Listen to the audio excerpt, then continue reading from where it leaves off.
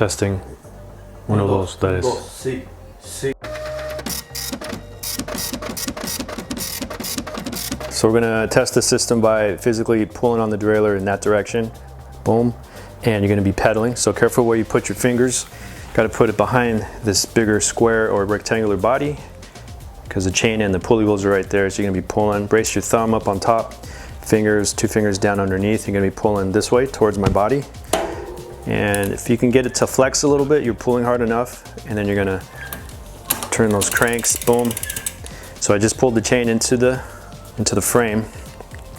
So if this happens when you're riding, if you overpower this, all you're gonna do is scrape up your frame, and if it's carbon or aluminum, I guess it's both a bad thing. And then to get this back on, you could always relieve pressure, maybe pull this down and back. Yeah, because you got that clutch is pulling everything tight. With the SRAM, you got a button down here. You can activate that button. It's gonna make the derailleur go limp. Now you can pull your chain, throw it back onto your gear, and then try and find out what's going on. Deactivate, push forward, click, boom. Can I hold it here? Hold it wherever you feel comfortable. You're not gonna harm the derailleur or harm your fingers is probably most important. So you're just gonna go ahead and start pedaling. You're gonna pull pressure. And right there, so we got that chain to go right into the frame, and then we're stuck. So then you're just gonna deactivate your derailleur, hit that button, or not hit the button, you can hold it too. Either we have something bent in here, or maybe it's just a limit screw problem. So usually you can stand back, look at your derailleur hanger right there. Go ahead and like stand back directly behind the bike, and then you can get a good eyeball and view your hanger. Usually you want that hanger should be looking straight up and down, like vertical. If your eyeball catches that it's crooked, then you're definitely crooked, and we got to straighten that up with the derailleur hanger alignment tool. How's it look? It's hard to say. Would it be wise to check the derailleur hanger first, or do we go into adjusting the limit screws? Yeah, that's the question. If you have a hanger alignment tool, then yeah, that's probably a good idea. So here's your derailleur hanger. Everything blends in. We got the frame, then we have the hanger right here, and then it connects right into your derailleur. So this guy should be nice and straight like this. If it's tilting this way, which would make sense if the bike fell over here, it's going to push that way, which would make the chain go that way. But right now we have an issue where the chain's going the opposite direction, like the derailleurs or the hanger's moving this way. So if you have the tool, great. Yeah, we can check alignment just to be sure, but just eyeballing it, it looks pretty straight. But let's go ahead and throw a hanger on a derailleur alignment tool, and then we'll know that that's straight. And if it's an issue, if it's too bent or your derailleur hanger breaks while we're doing this, then definitely got to get a new one. And those are frame and model specific. Yeah, so let's go ahead. We're gonna the wheel can stay on. The wheel's going to be the guide to our tool. So go ahead and grab the alignment tool. We'll bring it over here. So for the alignment tool, we're going to be taking off our rear derailleur. Just going to unscrew here, and then our tool's going to bolt on directly to that. And we're going to use this wheel as a guide. So this wheel needs to be straight. If it's not straight, we're going to use 1 point, and we're going to roll rotation. So let's go ahead and take that, remove that derailleur. It's loose. Okay, so right off the bat we got it loose. How loose is it? Go ahead and tighten it. And here we hear that noise too. Yeah, it's really loose. Now try and flex the derailleur left and right, so that squeaky noise went away. Yep. So a little bit of a loose derailleur, that could cause issues for shifting. But we still got it to fall off again, so we're going to continue. We'll go ahead and remove derailleur. But something as simple as a loose derailleur, the bolt that threads into the frame or the derailleur hanger itself, if it's dry and the bolt's not tight, you can definitely get a lot of squeaking. We could also mess up our shifting a bit. And then usually we just let that hanger hang there. The chain can stay intact, everything's intact. And just be very careful when you thread in your tool. Very fine threads. We don't want to strip out threads in the hanger. The hanger is a really soft aluminum.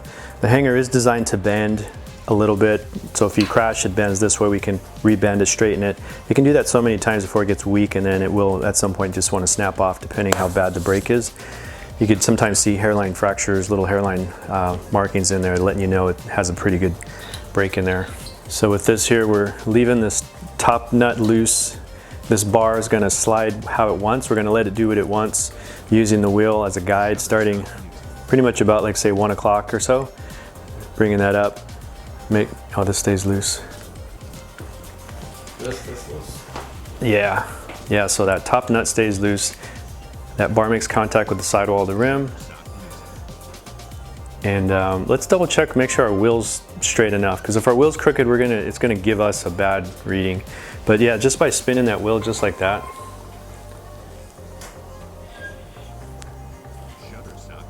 So that's almost like putting it on a truing stand. As long as we don't see anything massive, we don't see big gaps where it develops and then comes back close. Does it look pretty straight overall? Yep. Okay, so that's straight enough, because we have probably some allowance, maybe up to like 4 millimeters of allowance, but if we can get it closer, that would be great. Yeah, so just continue your way around. So we do want the tip of that bar to stay at the sidewall of the rim. Try not to bump the sidewall of the tire. We don't want to accidentally push it in more than it is. We're going to let the rim push it in if it does happen.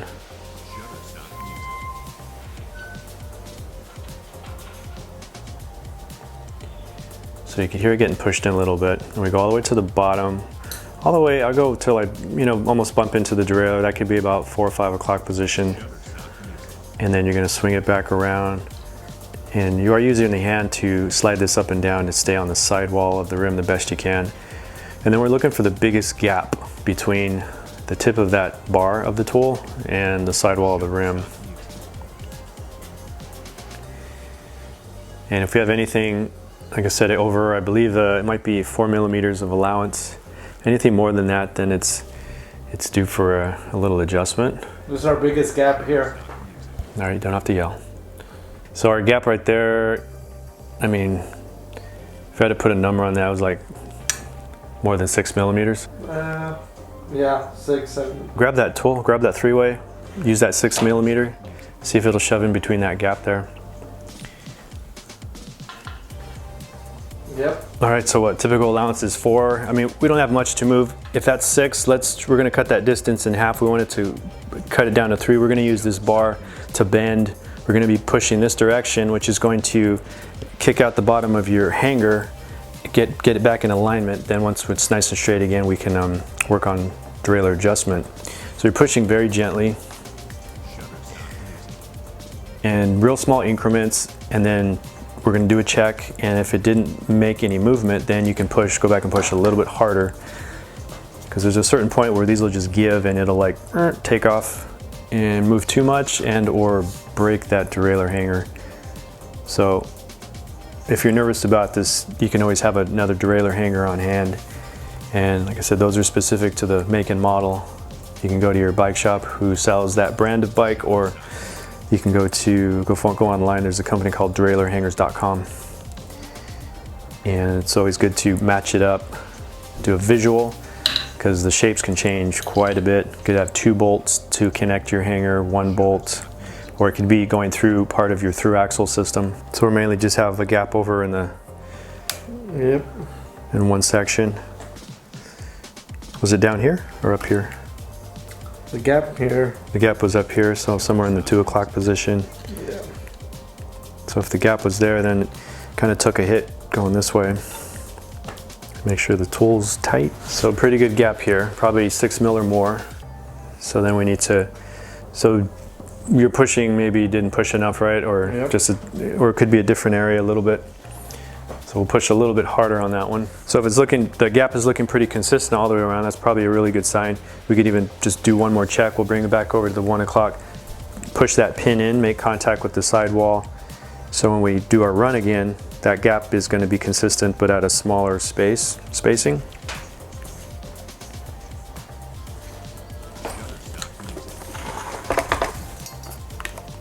So once you get to that start point, you're going to push that in, make contact with that rim. We keep the bolt loose still? Definitely, that always stays loose. We want that sliding pin to stay loose. Let it do what it wants. So if it gets bumped by the rim as we're sliding, that's our indicator.